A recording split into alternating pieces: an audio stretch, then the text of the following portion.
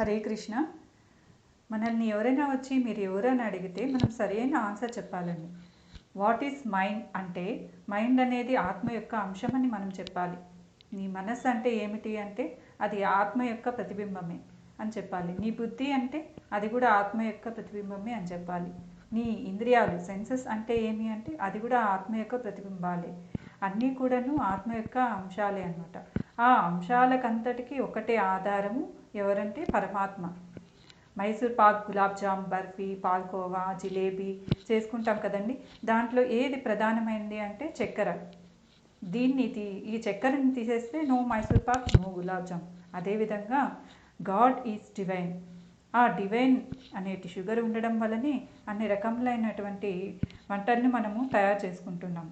అందుకే మనము మూలాధారణమైనటువంటి ఆ డివైన్ పరమాత్మని మనం పట్టుకోవాలండి. అన్నిటికీ